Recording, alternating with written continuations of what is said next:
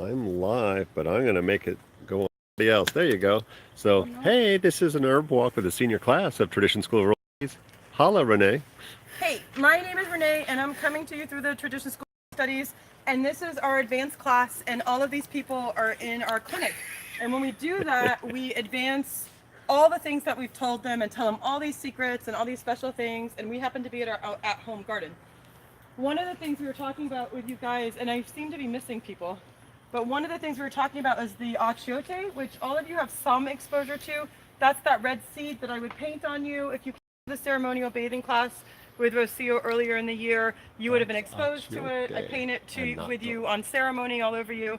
And we use it as annatto or annatto in food. And it's the kind of thing that's like saffron, that it would turn your rice yellow, and it's very flavorful.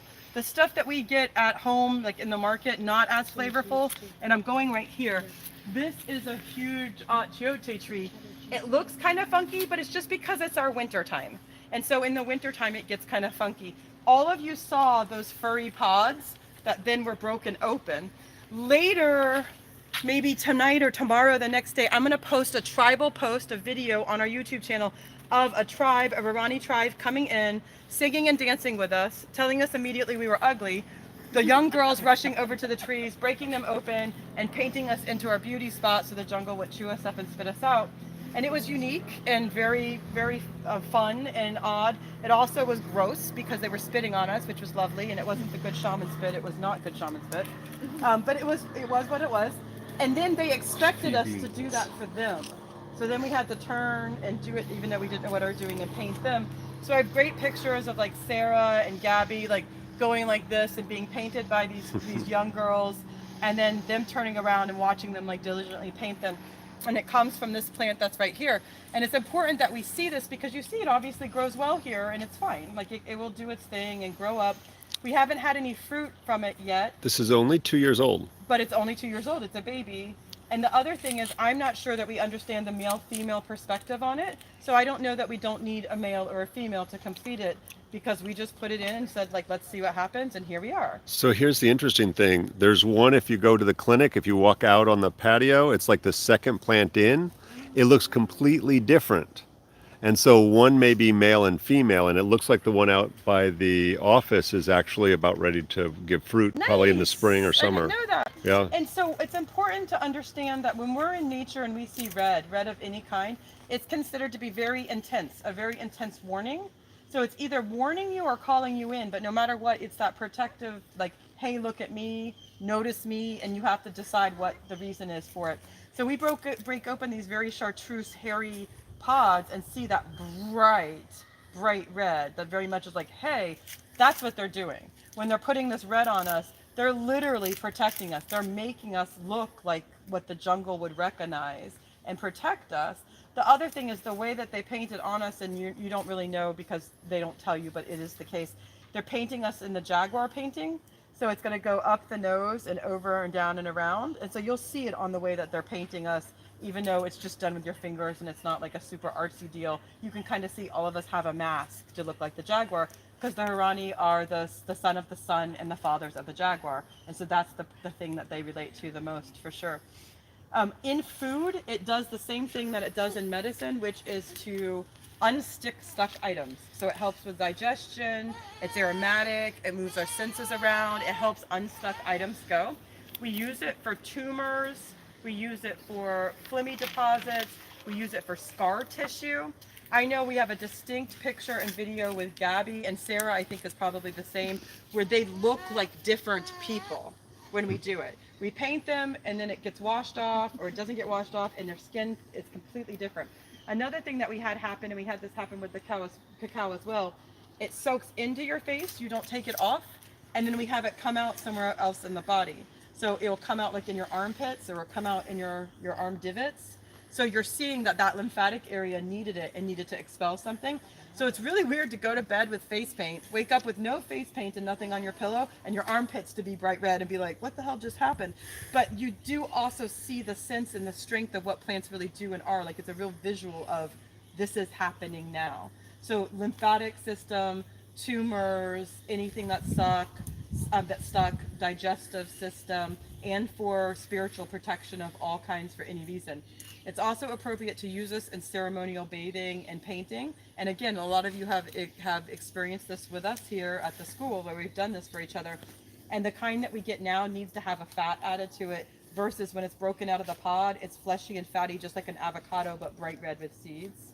And so it's something that you don't have to do when it's fresh. So we would normally add, like in the jungle, if they wanted to preserve it and use it, they would add an animal fat, like a lard, but that goes against some of the principles and the supplies that we have here. And so we'd probably use just like a vegetable Crisco would be the proper consistency you were looking for. And that keeps pretty much forever. I've had it for a year without it spoiling.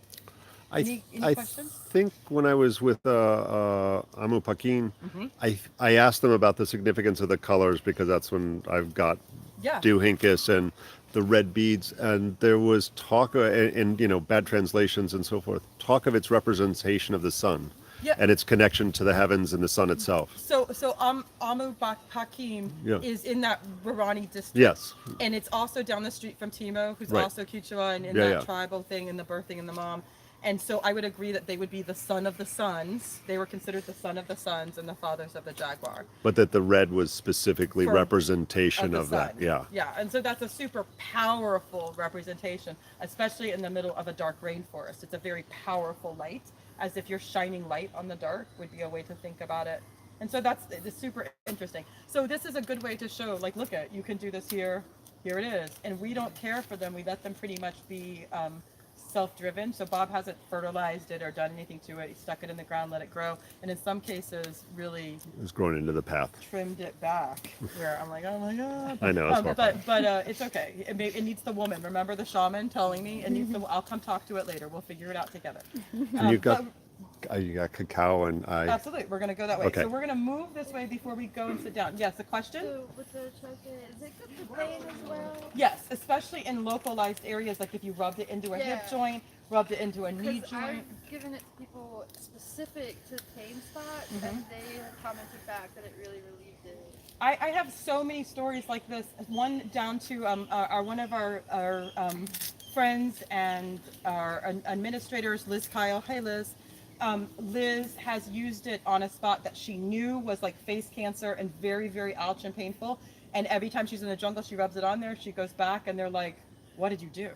And she's like, yeah, I know. So same kind of thing where she knows it's a cancer spot. It's hot. It's painful. It doesn't feel good. Inflamed joints.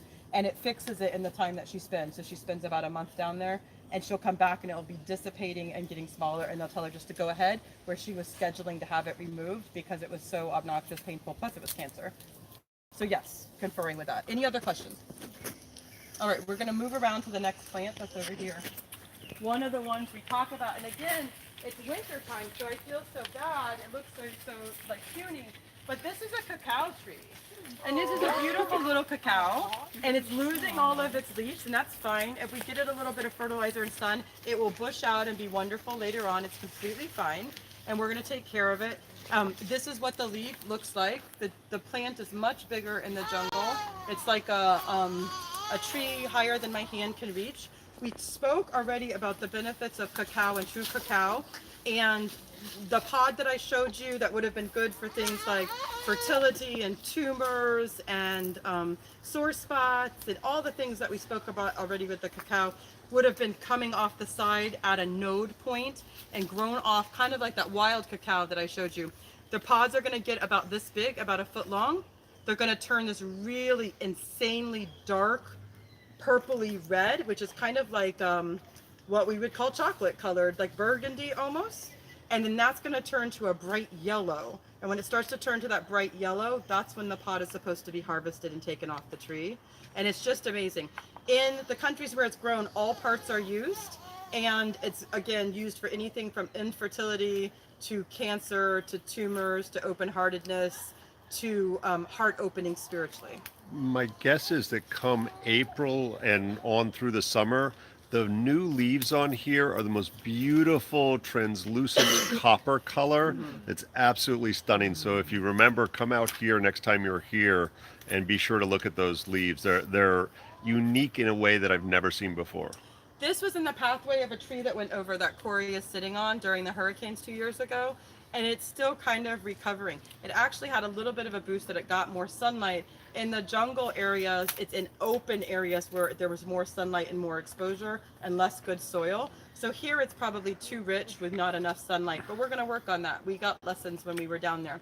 I'm going to circle you around this tree, so you decide where you want to go in the vein of this tree. And I will talk more about several plants that are on here, knowing that there's a stinging nettle in the pot. So just watch if you get near the pot that you're friends with the stinging nettle. Okay.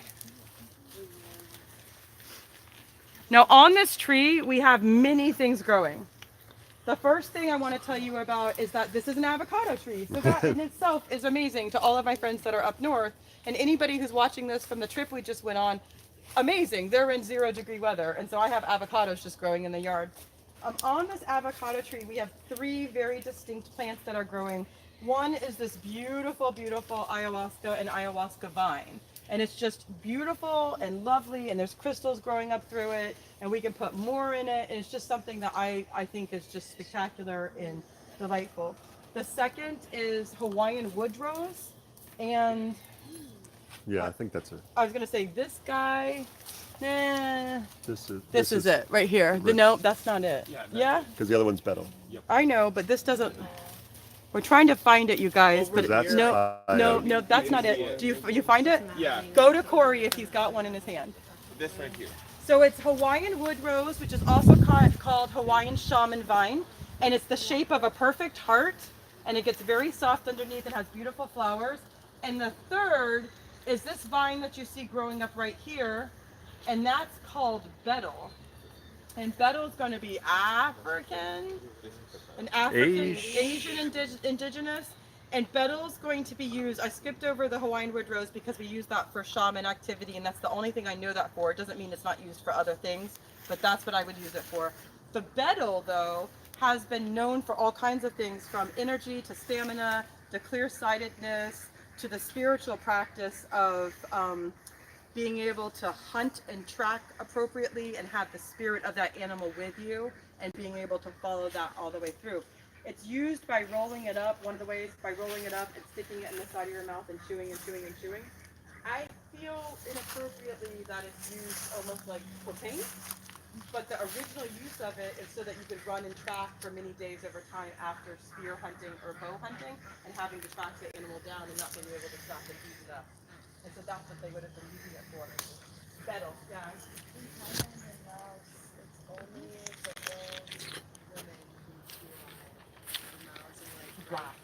Red, yeah. And are their teeth all messed up from it? Yeah. Yeah. Lots of people chew it in India. So Their hair's perfectly black and they're always working and they're 90 plus years old. that's what I was about to say. It's for the people who need stamina, that are going forward and need more stamina. So you could see that this place in our jungle, how funny. This place in our jungle is very, very important. But the other thing is showing you all the amount of ayahuasca that's growing on there, and how it's a very, very normal plant, and that we use it for things like stomach upset, dysentery, harmony of the lower jaw, expelling things that are stuck, like very normal things. Why it'd be appropriate for me to put this leaf as one of your herbal medica in that master plant honey, because we want the cacao to be heart opening, things that are stuck to be moved appropriately, our stomachs to be soothed when we're all stressed out and having issues. The rose is in there in some cases too. Like, you can see how it would go together as a harmonizer, not ayahuasca the drink, but the actual plant. And so it's just lovely. Like, I love that it's here. It's beautiful. I'm super happy. This is one of the first times I've gotten to walk out since I've been back. Are there any questions about the betel, the wood rose, or the ayahuasca? You can use them externally, spiritually, like bathing, Yeah. smudging, Yes. Yes, you can use them. It's a good question. You can use them externally for ceremonial bathing. You can use them for topicals externally. You can use them for limpias 100%. And all of it together and apart is appropriate. And I've used them all together and apart. I know for the Hawaiian wood rose, and it's something that I don't talk with you guys that much about. I was trained in the shamanic practice that's called Lomi Lomi. There's a Lomi Lomi that's a massage therapy, and I also know that as a shamanic practice. And I was trained to do the songs and the calls, And I don't know why, I just don't. And it comes up all the time. You'll watch me do it. It's the baby sway, but it's not. You'll watch me talk to you guys and go like this and go forward and back like this. That's part of the training. And it's like the ocean rolling back and forth is what they're having you do. And if I was working with you and I was doing a shamanic practice on you, the fluidity of my energy was important so that I'm not blocking you. So I would be moving in and out of what we were doing in a certain way where my feet are moving exactly the same every time. So that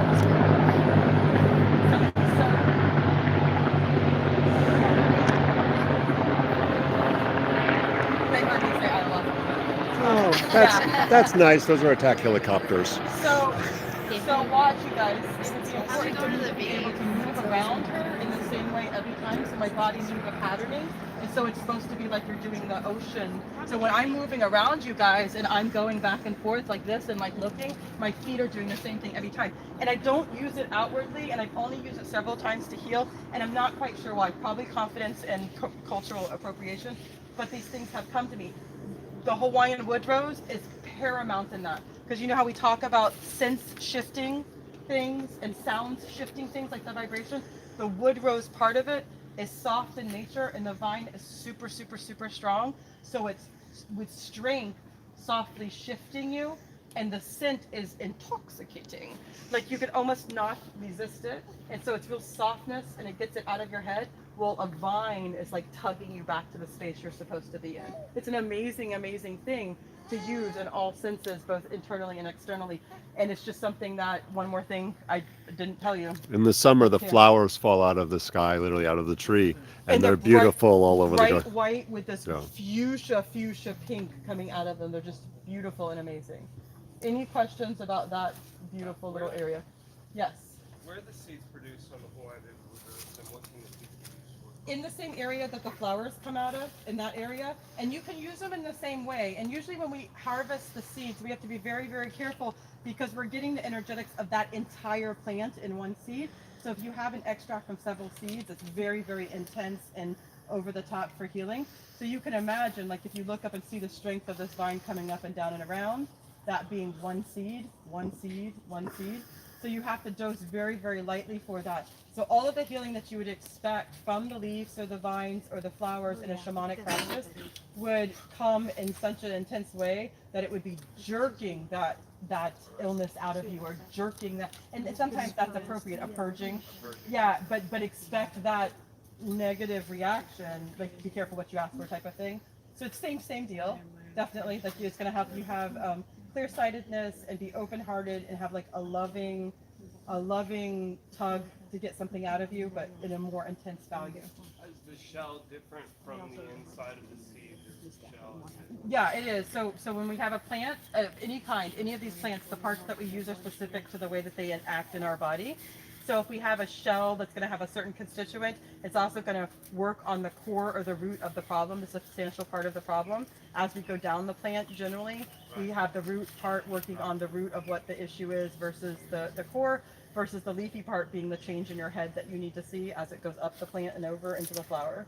So that's the thought process. Can I share something? Mhm. Kind of along with what we were talking about at lunch. Like these master plants are amazing and they have so much that we can learn from them. But simply sitting with them and being in their presence it shares a lot of insight. And in my own experience, I haven't taken much internally or dabbled in too many different preparations of them, but getting to know them slowly and quietly and introducing yourself like they are your elders, our elders. So I know that couldn't have come at a more appropriate time for several reasons. The intensity and the hand slap that you get from something that you try to, and I quote, use, you try to use without an introduction, it's just like going into somebody's house and robbing and getting busted. And so if you want that kind of medicine, go for it. But you would never walk up to a grandmother or like bust into a house and run past a grandmother, take all the cake that she made for you and then run out the door, because you would be in bad trouble. The uncles would come and get you. And that's the kind of thing that happens. Like, be careful what you wish for. I know there's several of you that have been out to this plant for several years, and it has created emotional bonds and healings for you to the point where you don't have any need to pursue that anymore for any reason on a physical level. I've also had more than one of my shamans, including ones that are not familiar with the vine, tell me I needed to come sit here, that the mother would tell me things to do.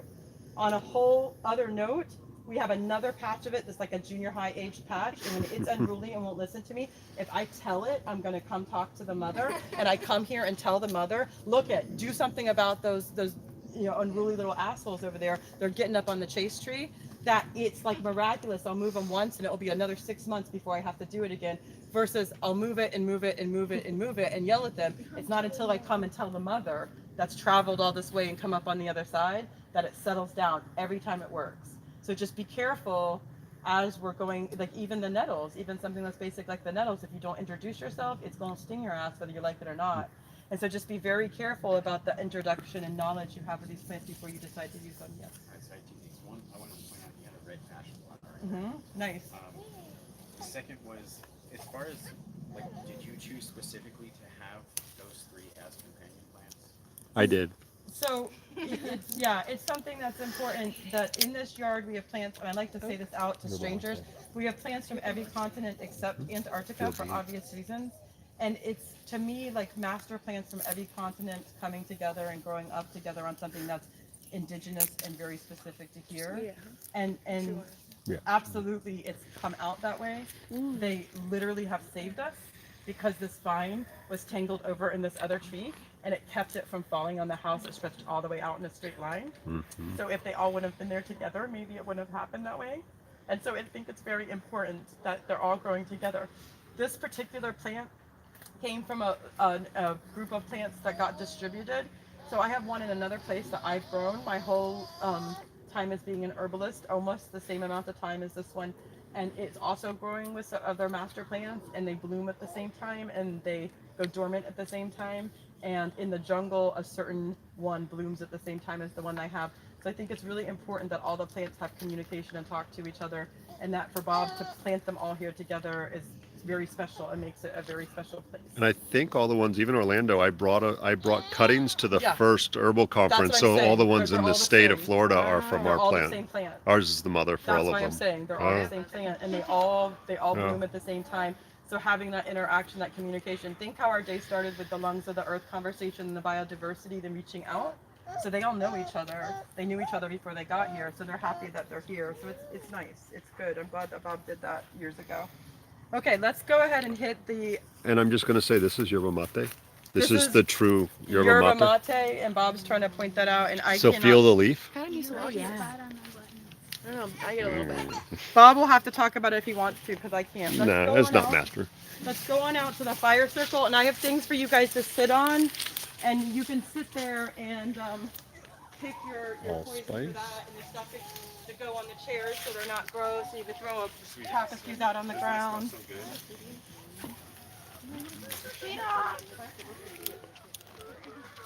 Amla. Oh, it's in bloom. Powdarko. Elder. Lots of elder. Loquat. It's just getting ready to come. Be ripe. Oh, there's one little flower.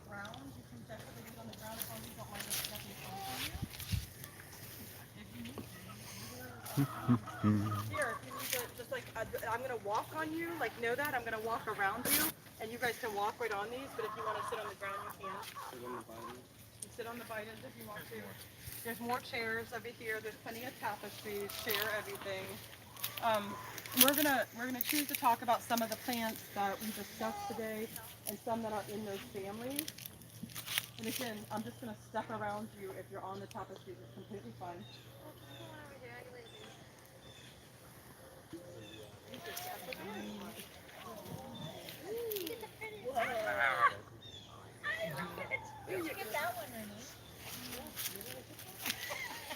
Okay, so you guys have been here many times, and you've been in this space many times, and so let's talk a little bit about some normal plants that push them a little further. The first thing is a very normal thing I would show you if you were here even for a first time walk is this. Does everybody know what that is? Is everybody agreeing that that's item?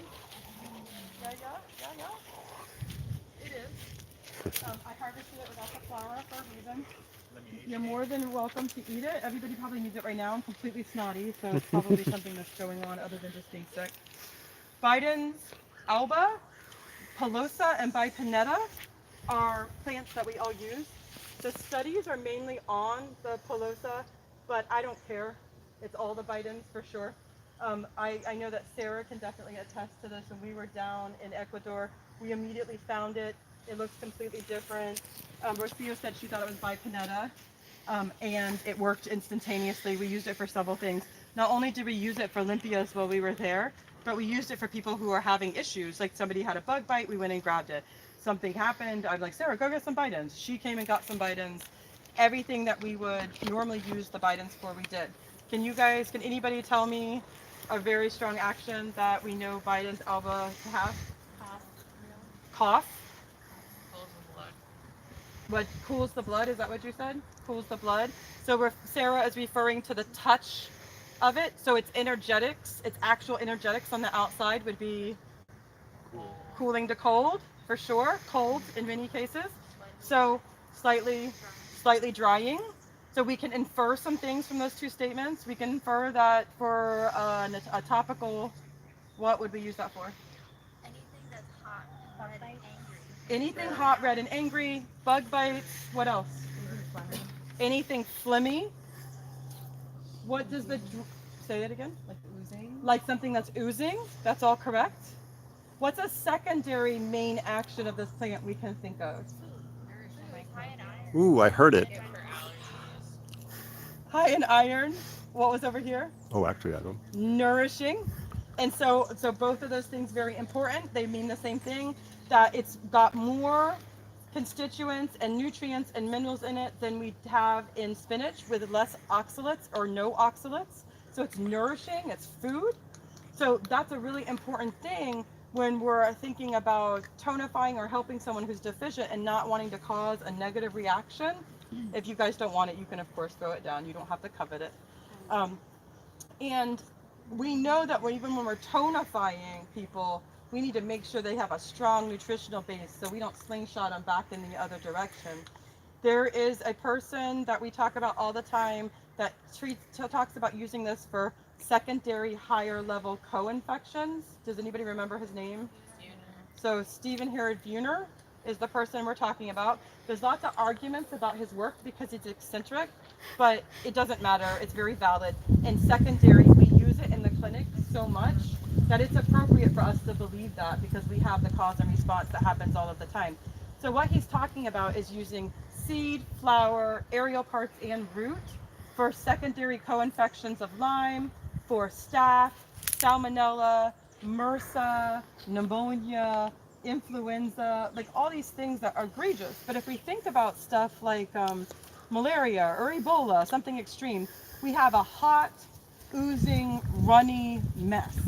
And you guys just told me this is nourishing, cooling, and slightly drying. So that's something that obviously we'd be swinging that pendulum back to that balance. And since we know it's used as food, there's not a lot of danger that's in it. And then the secondary thing with it is that we use it for allergies as well. So then we can infer that it's not even going to spark the allergies, especially if you can identify it without the flower. Now, yes, Samaya. So, using all parts to treat something like that, are we talking like putting it all in a tincture, taking it internally, or are we like just straight dropping it in there externally? Both. Absolutely both. So that what we want is hard parts and hard processes for hard problems, so that we're putting that in the highest alcohol that we could possibly get, sometimes in separate parts so we can decide the formulation, and we're putting it on topically. You could take that alcohol, and Kendall had really good luck with this recently, and we'll talk about it in clinic. You could take that alcohol and make it into an alcohol-based topical preparation and extract all the resins out, and then get that to you topically, as well as taking it internally if needed. So either way is appropriate. Plus, please just eat it. Like, just have it as food in your life. We do know we have to do special things to get the resins out and the alkaloids out, but it's wonderful on its own, and I've never had it fail me, even if it was like a 2-year-old chewing it up or me powdering it and putting it on a hot spot on a dog. Well, in Florida, it's like not out of Florida. Yeah, I know. I don't know. So what Samaya is saying is it's not out of Florida, so if you need some, call us. We'll get it for you. I Um, went on a herb walk in Asheville, and she showed this plant, and she said, "This is Biden's." I said, "The fuck, that's Biden's." yeah, no, It's like, tell me how you really feel. It's like a I know. stick I know. with a leaf. I know. It's like- I know. It's okay. And so you're right. You're right. It's not out of Florida. It's kind of funny you We say that. saw it into Georgia. Yeah. You get a little into Georgia and then Just it a little into stops. Georgia. I do feel like it's spreading each year, so we're probably like One of the benefits of global warming. Yeah, we're probably invasive, like we're being invasive and taking it everywhere with us. Yes, Mary Kate. However, I do follow a lady on Instagram who's an herbalist and naturopath in New Zealand. Mhm. She took a picture of the ground, and I was like commenting. Is it Henrietta? No, Okay, her go name's on. Clara. Yeah. But I was commenting. I was like, oh, this is this, and this, and this, and then I was like, is that Biden's? Uh-huh. And she's like, yeah, we have it down here. Well- it's exactly. So like- Biden's a different species. Again, another one of these pan-tropical. So anywhere in a tropical, probably within 15 degrees, 20 degrees of the equator or so, you're going to find Biden's growing. So- Africa Right. and so So when forth. I teach you guys about the equator and flipping at the latitudes on either side, like we found it immediately at the convent, and Sarah brought it to me without the flower, and I was like, "Is that Biden's?" Because it was like robust, like the way it looked. It Yeah, was it- dark Big. green, the Some of these stems over were here, the redder. leaves are the size of my Like hand. robust is the proper word. It was like Yeah. woo, like I'm here, look at me. But that convent is the plants are coveted, and they have been for hundreds of years there. And so I can imagine it is robust. It's in the city, and it's like meltdown once the gates open.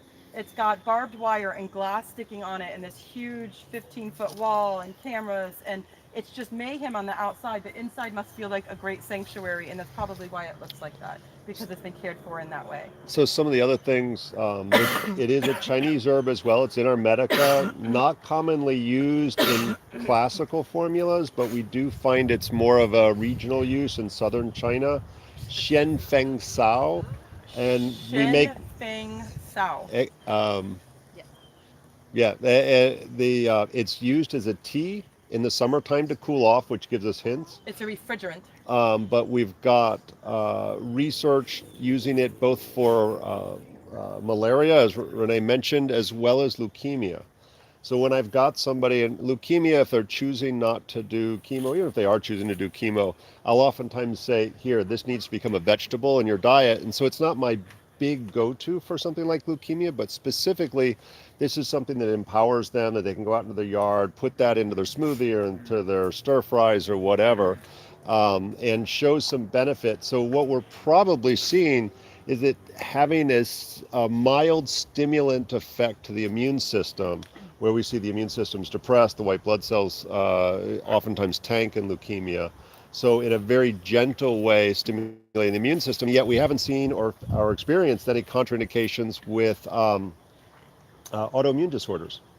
And I will tell you that with the doctors, they mainly say you can't have anything herbal, you can't have any supplements, but you can have whatever food you want, right down to listing things like hot dogs and chicken wings on the list of things you can have. And so this is just part of your food. If this is just part of your food, why not? And they said this could be part of your food. It's food. And so those plants, especially in the Chinese dichotomy, tend to be the master plants because they're so nourishing to your mind, body, and soul that anyone can have them anytime. Those are the plants that are listed as the top of the hierarchy, not the thing that's killing cancer, but the thing that you could eat as food and have it all of the time, and it's medicine. Probably because it's like that watch house, like it's watching over you, it's nourishing you from the inside out, and it's attacking the imbalances and going forward.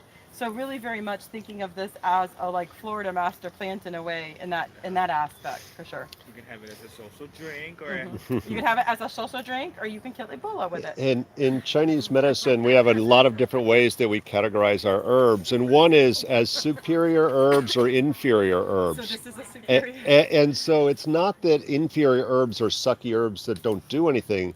The inferior herbs you can kill somebody with because they're so strong. And so we use aconite and jack in the pulpit. Those are considered inferior only because of the risk. Superior herbs are ones that are super safe, that have action and have benefit, but pretty much you can give it to a baby and nobody cares. You're not going to hurt nobody. So I would love you guys to think about the dichotomy shift of what Bob just said. The super heavy, super aggressive, heavy hitting powerhouses are considered inferior. but the things that actually take care of you are the superior part of the formula. So it's a good languaging thought process to how we think about nourishing ourselves and taking care of ourselves, and then that would be the superior medicine versus dealing with a hardcore symptom would be the inferior medicine. So it's very thoughtful in that way. I'm gonna start on another one that's called. We can do that one, Bob. No, I'm just showing them off to the I know, camera. but if you wanna grab some, we can No. do it. No? Well, You want me whatever to you walk want. over there and get it, huh? Okay, so I'm gonna send this guy. It's winter time, but these bare. Oh, there's some new leaves coming up. This is soursop, tamarind.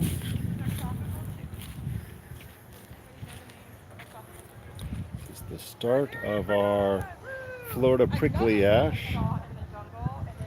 Big old thorns on there.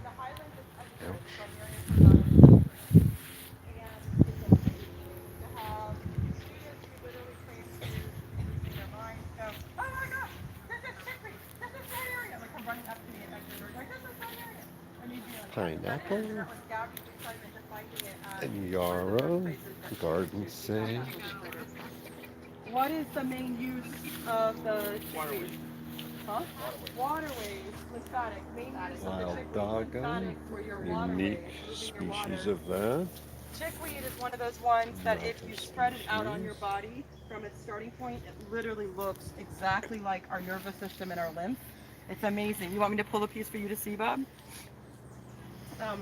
We're talking about our very special chickweed, which is called Drymeria cordata.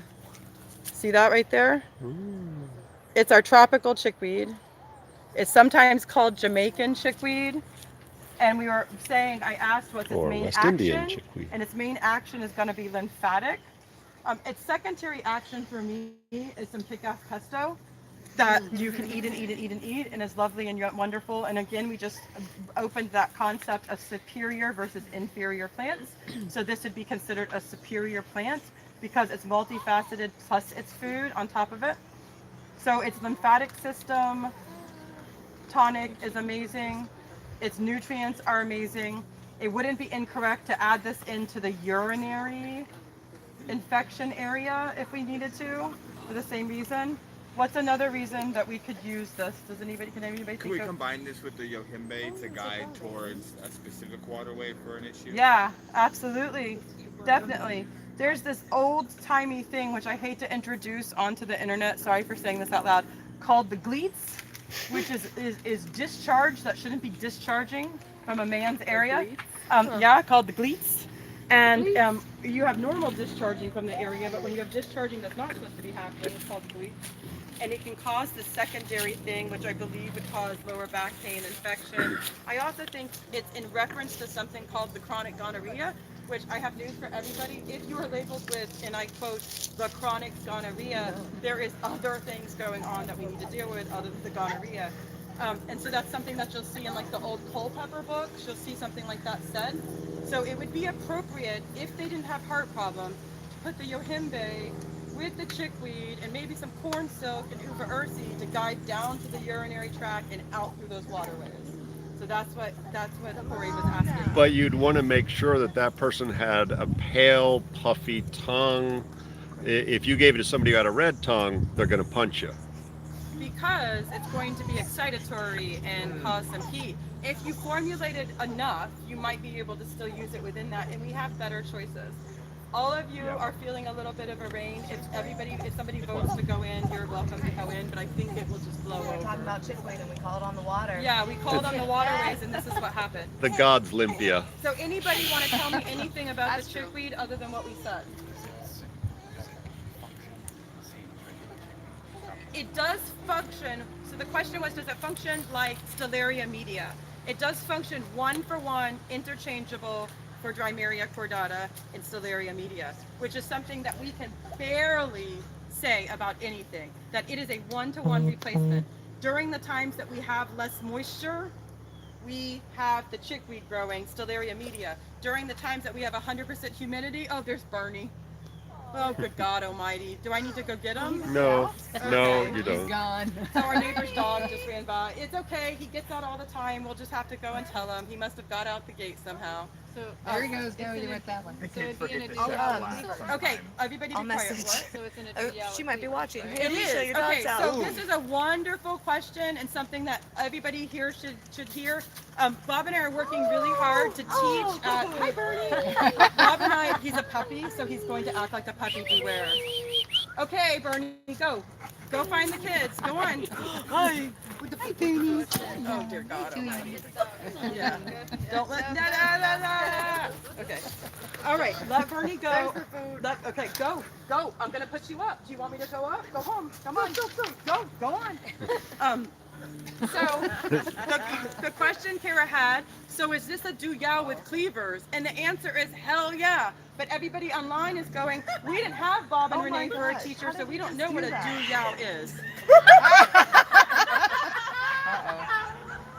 Do I need to go get him? No, I'll get him.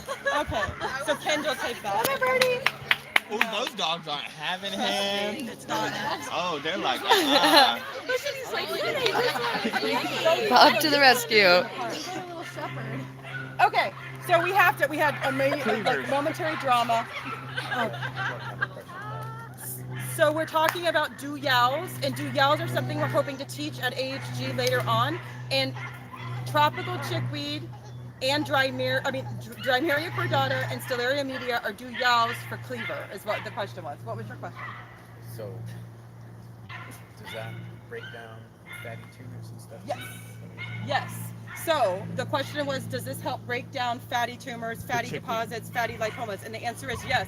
And the bigger thing with that is you need to think about phlegm and fatty deposits as hard nodules. So we're talking about kidney stones, gallbladder stones, things that are weirdly stuck in hard, pearly things you feel under the surface. When we get hard stuck items, that's just phlegm that got heated up and dehydrated. Okay. So yes, that's fatty deposits are like phlegmy, like even like kidney stones. So please use it in that aspect too. Tazla? I wanted to ask about a different plant, so if you're still It's okay. talking about that. Go. Are we ever going to learn about Daturas, the Bergmanses? I don't care about the whole, how people want to use it as a hallucinogen. I'm talking about the pain relieving properties of Like leaves. externally and I want to use topically. it as a salve or something. Okay. Topically. All right. So the question is that we're talking about Daturas and that family of plants. So we shy away from. Here come the kids to collect the dog. We shy away from. Come on, keep going. It's okay. Come here. Come get him. Come on. You can go. Come here. Go. The Bob's out here, and He's Bernie out is there. crazy. So go with Bob, and you'll see him. Okay, go get him. All right. Yeah, it's okay. He's having a good old time. He'll get tired in a minute. Okay, so the main characteristic of several of the chemicals that are in that family of plants is that they're immediate pain relievers, both muscular and skeletal and nerve.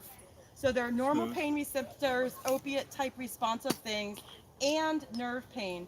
They go to those areas and stop the misfiring and stop the wiggle waggle of what's going on there. And as soon as things get smooth and slowed down, the pain will be repressed. Now, just like something you'd give an opiate for, they can suppress the breathing in the same way, so they can be considered very dangerous for that matter. Topically, I believe I would use them all of the time. What you do have to worry about is if you're not used to using it and you haven't studied it, some of the parts can cause hallucinations, and not fun hallucinations that you want to have because you took good LSD, but more like the oh shit I want to die hallucinations. And so it's really important that while we're relieving their pain, we're not sending them into some like massive 12-hour trip of oh shit. And so we just have to be very careful about that. And so that's one of the reasons we don't teach it like aconite. But what else were you gonna say? From what I understand, it literally works on acetylcholine, right? Yes, Okay. it's so direct, it's so specific to the actual mechanism of pain that it's profound. And we only have one or two things in our arsenal that do that, and all of them are coveted and all of them are looked after in a weird way, and one of them is the ghost type. And so they're all used externally and internally the same way. So the ghost pipe would be relieving things about like PTSD as well as that would, but they also can then cause that to happen because they give you real clarity. And sometimes the pain shadows things and dulls things down. And so as soon as that pain is relieved, all of a sudden you have more clarity about another situation. So you really have to be careful that you're working with them within a system of formulation so that you're soothing that. I think it would be a really good recommendation to pair those with a flower essence at the same time and to adjust the formula with the flower essences like a sliding scale. So that the start with more flower essences, less formula, and move less formula, more formula and less flower essences as the healing starts to combine and go forward. Another thing that happens because of the mechanism that it's working on is it trains your body the opposite way not to receive the pain anymore versus us getting used to it and bumping that tolerance up and causing more problems in the body. So it actually repairs things. So it's not going to just stop the pain, it's going to allow your body to start repairing that mechanism that's out of control of the pain tolerance cycle that we get into. So is it helping like with the neural pathways Yeah, for pain too? so it's going to help your body reset backwards in the opposite way. And it is something that probably I should have a special class for us, like a weekend class for it. Because as you guys get farther along, you're going to start using it yourselves anyways, and we really need to have like a sounding board for the experiment of it. When Dr. Noe is here, and FYI to the camera, Jody Noe, Dr. Jody Noe, naturopath doctor, Cherokee, wonderful person, amazing human being, will be here the first week of March. When she does her endocrine class and her cannabinoid class, that she is one that would know how to use it properly and refer to it in a hormone balanced endocrine system way, because it's our endocrine system that actually moves those thresholds back and forth. So it's our body's hormones that are telling all the other things what to do and responding to the stimulus. So then our hormones flush too much cortisol, flush not enough cortisol based on that stimulus that they're getting of the pain. And so it's going to start to fix that endocrinatic system in the way that it responds to the pain or signals for the pain to respond.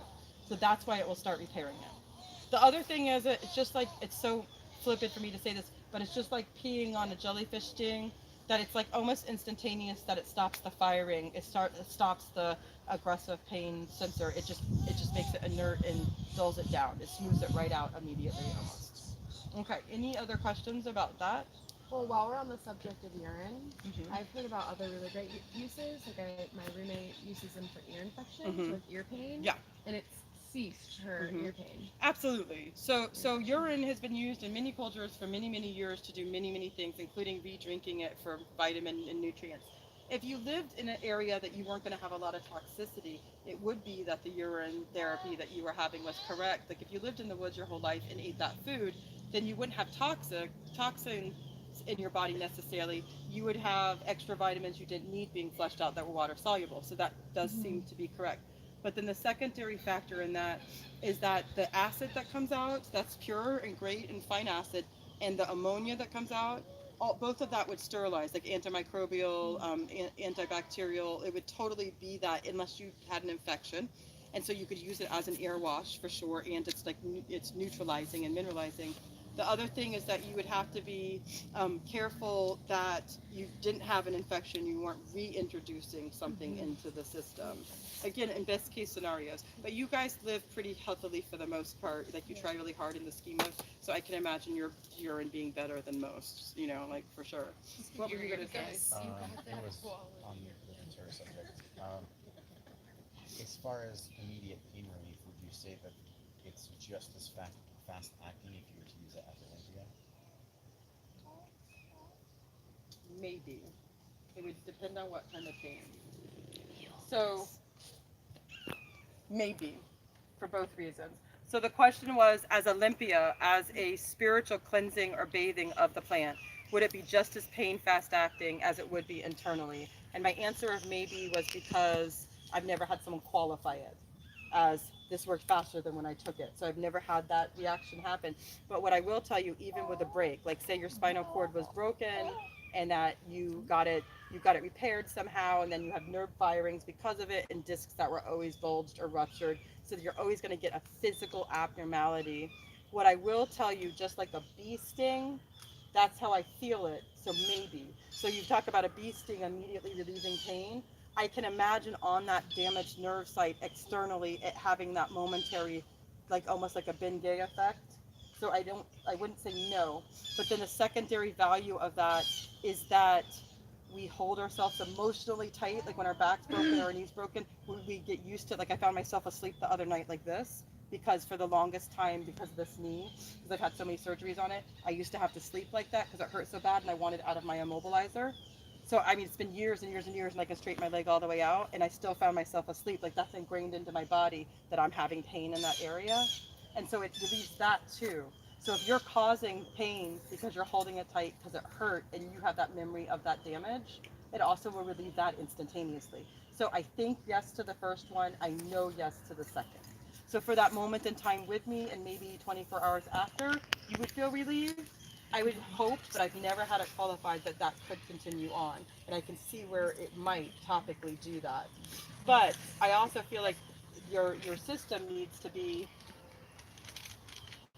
like imbued with it as well as you're going on. I'm sorry, I'm completely preoccupied with the fact that she's almost rolling over. Right. Did you guys see that? Yeah, it was so close. For someone her size to be able to pull her, so she's trying to pull her body by swinging that leg. It's so close to her rolling over. I love it. We need to put stuff. We need to put her. What? I saw one. Is it an osprey? I can't. Yeah, there's a nest. There's a nest. So we have several nests in the back park that have eagles and ospreys and hawks and owls. And so the students are just finding it. That's all. Okay. Any questions? Were we still talking about the Datura just there? Yes. Okay. Yeah. I just wanted to make we sure. are. But so we're talking about the leaf.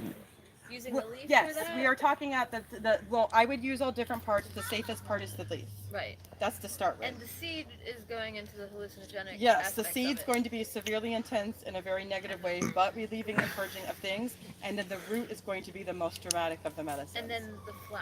The flower is going to be a softer medicine, but more hallucinogen. I would do limpias for you guys with the aerial parts, with the caveat that it may be triggering this other thing to happen, but most of you are okay with hallucinating.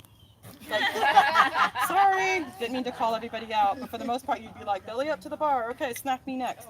And so for the most part you would do it, especially if we were doing drum circle and sleeping over or anything like that where I could help if there was a circumstance that was way out of control. And so in some cases just replanting it has caused me to go into the hallucinations, in some cases not. Like me playing with the flowers. I was just gonna say, just holding the seed. Yeah. Can cause you. Yeah. My friend, she has a Datura, and she took it all the way down. She's sitting there messing with the branches and the seeds. And I said, you know that's gonna like trigger you, right? Like you just playing with it like nobody's business. I collected the seeds and was fine. I don't know. I left. I don't know about the strength. other people's strength, the strains. I have 2 or 3 that are here. And I know about this one that does this, the one that does that, the others. So this one here is so used to me playing with it and cutting it. I am very cautious. I treat it like nettles. I love it and talk to it. But I've had good luck with that one. And there's another one. And there's another one where I've picked up the root ball with the dirt all around it and didn't even think I touched the roots and immediately started going, and it was like, all right, well, I guess this is happening. And yeah. Guess I'll go inside with some snacks. It was a lovely night. Yeah. I'm sensitive, but I planted those. Right, exactly. And I planted them all at once. I had gloves on. Yeah, and mine, and so like I had interacted with like 5 or 6. Right. And like felt kind of weird after a bit, even though I had gloves on. Right. It was like shooshing in my face and stuff, but like also. So for everybody in public that is listening to us, do as we say, not as we do. Because the person who just was saying that, she planted it and she was fine and she felt a little weird. Well, to her little weird is probably your full-on hallucination and not in a good way. And so Allie, so Allie, we can all agree that Allie's little weird may be weirder than the average bear. And so that for her to say with gloves on she planted them, she was fine, she felt a little weird. I did feel with gloves on. I was like, okay. Yeah, and so. I've had mine for years. I have like at least 6 of them on the top. I know, but I would paint black strips across your face and send you as a warrior out to scalp who I needed you to scalp. So, yeah, you're welcome. No, I meant it that way. But that's my point though. That it would be too late by the time we did because we're used to marching forward in the form of death and blackness, and that's what those represent. Now, that being said, The one next to it, the one that's up here, that's a bromancia that has, see the peach bloom up top? That's very, very, very specific hummingbird medicine. That's very specific to a long bill that comes to it. And that is some harsh to the point medicine. And that is the flower that I sent, that is the bird that I sent to Jim when he was experiencing his heart issues because I didn't know what was going on. And it is very, very soft, like kick your ass medicine. So he was dying and literally heart exploding, and this bird floofed itself on down and like took a look and like dealt with business and definitely had some shaman moments with him. And it was very, very harsh with this lovely little flutter and iridescence going on, and it was just like that. And so I don't know how to qualify that other than it's strong shamanic medicine in the places it grows, period. And that's how they talk about it, and only certain people know, and it's very much a secret. And so that's one of the things you learn when you go with Lucia. So between the two, would you focus like to use them medicinally more towards like terminal and super painful stuff? Yes. Versus Yes. Like, trying to. Yes. Perfect. Yes. So the question was, between the two of them, would I focus one on fixing problems and one on terminal clients? And the answer was yes. I would go more towards the Daturas for terminals or things that were chronic and severe and egregious pain. And I would go to the other romancia hummingbird side for things that I thought could actually be fixed and healed. It's not wrong to do both, but that is a good way to think about it for sure. Especially the Datura that has the soft and fluffy leaf, if you can get one of those. So that's the way that we decide. Can someone do a time check for me? 1:56. Oh dang, am I good? Okay, is there any other plant? You got one shot. One opportunity. Do not miss your chance. You only got one shot. It's not appropriate for me to even tell you guys this, but more than once Eminem was played in the monastery with the nuns. It was ludicrous. It was ludicrous. It wasn't ludicrous, but it was ludicrous. What were you going to say, Tasla? I was going to ask you about a bruise, but I don't think we're going to have the time. A bruise? Let's do it. Tell me then. The rosary piece. That's Okay, bye. Bruis precatorius, that's the Latin name. Okay.